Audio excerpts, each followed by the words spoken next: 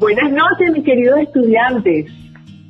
Bienvenidos a la cuarta entrega de el podcast de Patología Endocrina. Les habla su tutora Elsie Picot, médico cirujano, especialista en anatomía patológica, quien en compañía de la doctora Neves Higuera, médico cirujano, especialista en endocrinología de adultos y diplomada en filosofía, les vamos a hablar esta noche sobre la neurohipófisis o también llamada hipófisis posterior. Buenas noches, Neveska, bienvenida y gracias. Hola, buenas noches, Elsie. ¿De qué vamos a hablar entonces? Vamos a terminar la neurohipófisis. Sí, vamos a terminar la neurohipófisis porque eso fue lo que le prometimos a mis estudiantes de cuarto año de medicina. Entonces, refrescando un poquito la embriología, recordamos que la neurohipófisis es una evaginación del piso del tercer ventrículo del diencéfalo, que se llama infundíbulo. Entonces, ese tallo infundibular, junto con otra zona que se llama la pars nervosa, es lo que constituye o conforma la llamada hipófisis posterior o neurohipófisis. El origen de esta parte de la glándula también, como la de la hipófisis, es del ectodermo, pero en este caso es del ectodermo neural. Desde el punto de vista de su funcionalidad, tenemos que esta parte de la hipófisis, a diferencia de la anterior, no sintetiza hormonas. Las hormonas se producen en los núcleos supraópticos y paraventriculares del hipotálamo. A partir del supraóptico se van a sintetizar las hormonas oxitocina y a partir de los núcleos paraventriculares se va a sintetizar la hormona vasopresina, también llamada antidiurética. Debo decirles desde el punto de vista histopatológico, o histológico, mejor dicho, tenemos que la hipófisis posterior está conformada por unas células que son neuroglias especializadas que se llaman pituicitos. Y acompañados de estas células tenemos unas fibras, las fibras amielínicas que provienen del hipotálamo y discurren por este tallo infundibular. Otras fibras que tenemos son las que forman parte de las prolongaciones citoplasmáticas de estos pituicitos. Adicionalmente, los glándulos neurosecretores se conforman en acúmulos llamados cuerpos de Ehrlich, y estos cuerpos de Ehrlich se colorean muy bien con la técnica de tricrómico. Después de esta pequeña paneo inicial sobre la hipófisis posterior neurohipófisis, me gustaría, mi querida Neveska, que me hablaras un poquito sobre la función de la glándula, sobre este eje particular que tiene sus diferencias con lo que has hablado anteriormente y sobre las enfermedades que se generan a partir de la disfunción de esta hipófisis posterior. Adelante. Ok, muy bien.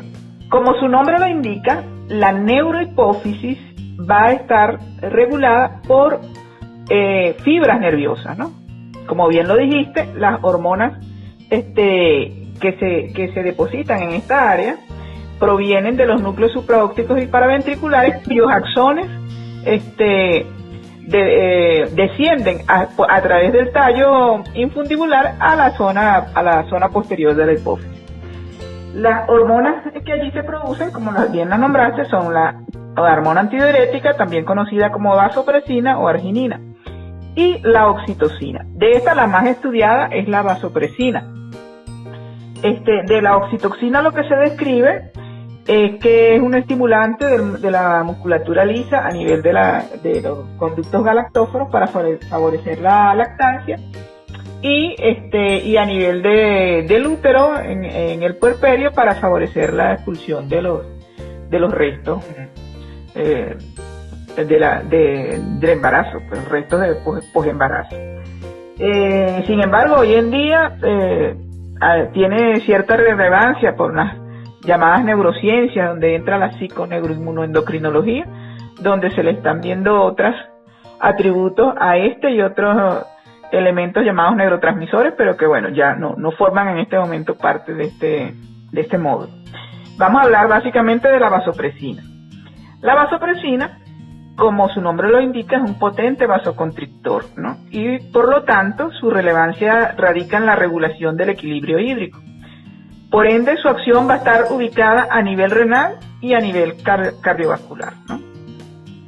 El efecto renal principal es aumentar la permeabilidad del agua de la membrana luminal del epitelio del túbulo colector. En consecuencia, cuando hay ausencia de vasopresina o hormona antidiurética, la permeabilidad va a ser muy baja y va a disminuir la reabsorción de agua, lo que ocasiona poliuria, ¿no? Y este va a ser el síntoma cardinal de la patología que vemos por ausencia de esta hormona, que es la diabetes insípida. Se le llama diabetes porque la diabetes que nosotros conocemos, que es por problemas pancreáticos, por ausencia de insulina, también tiene un aumento en el volumen urinario, pero es debido a la glicemia que se excreta por la orina, o a la glucosa, que se excreta por la orina. En este caso es por ausencia de hormona antidiurética, y la pérdida de volumen urinario es muy elevada. Se dice que es aproximadamente más de 30 cc por kilogramo peso en 24 horas, ¿no? Y bueno, dentro de las causas de esta diabetes insípida o de esta disminución de la hormona antidiurética, la que nosotros vemos más frecuentemente en el adulto son las que se ocurren por la ablación quirúrgica de la glándula, por problemas tumorales, ¿no? Y todo aquello que produzca un corte de la comunicación entre el hipotálamo y la hipófisis, ¿no? Como pueden ser traumatismos, también problemas vasculares, o de apoplejía. Y dentro de las partes tumorales que pueden afectar la parte del tallo, se describe el craniofaringioma, que es un tumor de la bolsa de Racket, ¿no? Y se ve más frecuentemente en niños. La diabetes insípida también, de hecho, es más frecuente en niños en comparación con los adultos, y se describe una variedad familiar, que es heredofamiliar, y una variedad idiopática, ¿okay? También la diabetes insípida se divide en central, que es esta que estamos hablando, cuando el origen del problema está a nivel de la neurohipófisis, por una deficiencia de la hormona. Pero también se describe una diabetes insípida nefrógena, cuando el problema es a nivel renal, donde hay una insensibilidad del riñón a la acción de la hormona, ¿no? Y por supuesto, entonces los problemas serán más de origen renal, ¿no? De lo que estás diciendo desde el punto de vista de anatomía patológica, es que cuando ocurre la destrucción de las células neurosecretoras, las células de Ering, que están localizadas en la sección alta del tallo hipoficiario, entonces la diabetes insípida ocurre de forma permanente, ¿no? Así es, porque la que ocurre por problemas de ablación de la glándula puede ser transitoria, ¿no? Siempre, si no hay un daño completo del tallo, puede ser transitorio. Pero bueno, volviendo a las patologías, además de la diabetes insípida, también se describe el síndrome de secreción inapropiada de hormona antidiurética. En este caso hay una irregularidad en la secreción, hay un desbalance, pero generalmente tiene que ver también con problemas, no con la producción de la hormona, sino con problemas extrínsecos, como problemas pulmonares o por fármacos, ¿no? Ahora, y en este caso el signo cardinal es que hay una hiponatremia. Ahora, en la parte cardiovascular, la hormona antidiurética tiene como función mantener la perfusión tisular a través de la estimulación de los vasoreceptores. Como le dije anteriormente, en este caso el sistema nervioso es el que comanda la secreción de esta hormona. En consecuencia, la autorregulación se lleva a cabo a través también del sistema nervioso, a diferencia de lo que veíamos en la adenohipófisis, que la autorregulación de la secreción es por la concentración de las hormonas de los órganos efectores en sangre. Entonces, en la parte del tono y de la perfusión, se va a mantener en equilibrio a través de la estimulación de estos vasoreceptores, y y a través también de la regulación de osmoreceptores. Los vasoreceptores, recuerda, son aquellos que están ubicados en el ángulo yugulocarotidio, lo que llaman el glomus carotidio, que aprendemos a masajear en las maniobras de Vaserma. En la regulación de la osmolaridad plasmática, que es el factor que determina la secreción de hormona antidiurética, es lo que permite mantener esa osmolaridad en un nivel adecuado para que haya un buen tono y una buena perfusión a nivel tisular. Cuando ocurren pequeñas variaciones en esa osmolaridad, los osmoreceptores activan la producción de hormona antidiurética, de manera que se mantenga siempre un equilibrio ahí. Y en ese aspecto, cuando ocurren esas variaciones, pues se estimula el mecanismo de la sed. Luego, la disminución, obviamente entonces la disminución de la volemia, bien sea por hemorragia, por la formación de un tercer espacio, va a hacer que aumente la secreción de hormona antidiurética a partir de estos sensores de volumen y presión, como son los vasoreceptores y los osmoreceptores. Es decir que, en resumen, lo importante de esto es que la regulación de la secreción de la neurohipófisis está mediada por el sistema nervioso.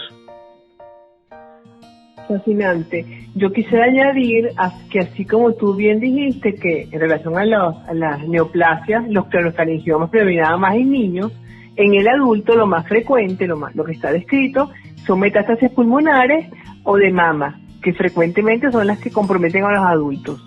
Cierto, y cierto. también quisiera comentar algo que es interesante, que cuando en el caso de la diabetes insípida, lo que suele ser como causa de la diabetes insípida, cuando hablamos de neoplasia, son anormalidades de la silla turca. Entonces es más probable que el tumor sea supracelular con extensión hacia abajo, más que un tumor primario hipoficiario. Entonces tenemos enfermedades granulomatosas, infiltrativas del hipotálamo, infección del sistema nervioso central y lesiones vasculares. Así es, eso es correcto. Sí, porque lo que tiene que haber afectación del tallo para que ocurra el problema. Hay otra, bueno, no, lo digo así como cultura general.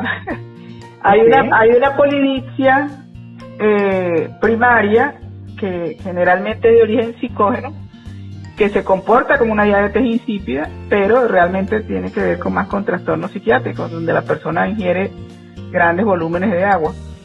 Y uno puede hacer el diagnóstico diferencial con una resonancia donde específicamente en T1, donde normalmente la neurohipófisis se ve como un punto brillante, ¿no?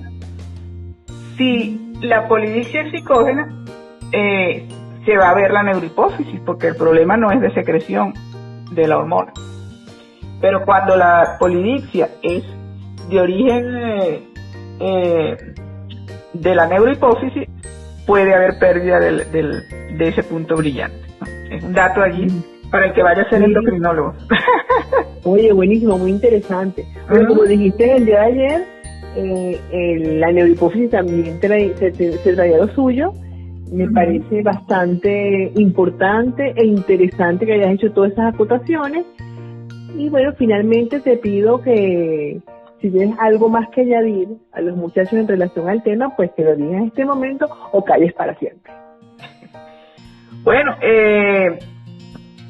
quiero resaltar la importancia de la hipófisis como una glándula, digamos como que la glándula más importante dentro del sistema endocrino, porque a pesar de su tamaño, ser una diminuta y hasta escondida, bueno, y de hecho por eso está bien escondida, ¿no? Por eso está bien protegida, porque está sentada en la silla turca, que es una excavación del efenoide, pero está rodeada ahí por la protuberancia del efenoide, bien resguardada, porque su misión es muy importante. Ella es una glándula clave y tiene que ver prácticamente con todas las funciones del organismo. Y fíjese, recuerdan que le dije en la podcast inicial que las ciencias madres que están dando la hora en este momento son precisamente la parte de neurología, inmunología, endocrinología,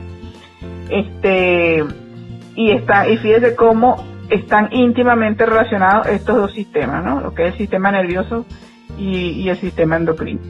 Entonces es algo que hay que tener muy en cuenta, ¿no? Y tener un conocimiento un poco más allá de lo básico, porque ella tiene que ver en todo. Fabuloso. Bueno, entonces nos despedimos primero de los grandes mensajeros y después me despido de ti, mi querida amiga. Muchísimas gracias por tus aportes que han sido extraordinarios, porque esta experiencia de hacer este contrapunteo clínico patológico es lo que se está esperando en esta educación híbrida, estos pequeños como tips abre boca para que el estudiante haga sus propias búsquedas del conocimiento. Bueno, sí, precisamente te quería acotar, era algo que iba a decir al principio, precisamente a los estudiantes que esto es apenas una conversación, digamos, informal, como tú dices, un contrapunteo, donde estamos hablando de generalidades, pero que el estudiante está en el deber de profundizar en esta información, buscando, por supuesto, en otras fuentes y buscando más bibliografía al respecto, porque esto tiene mucho de qué aprender, ¿no? Es así, mi querida amiga, un abrazo. Nosotros le damos los tips y ellos deben profundizar en ese aspecto. Claro, y igualmente estamos a la orden para aclarar dudas, para poder guiarnos y acompañarnos en este maravilloso y misterioso mundo de la patología endocrina. Claro que sí. Gracias por la invitación y bueno, continúa con tus proyectos que están maravillosos. Bueno, muy buenas noches y seguiremos informando. Buenas noches. Chao. Chao.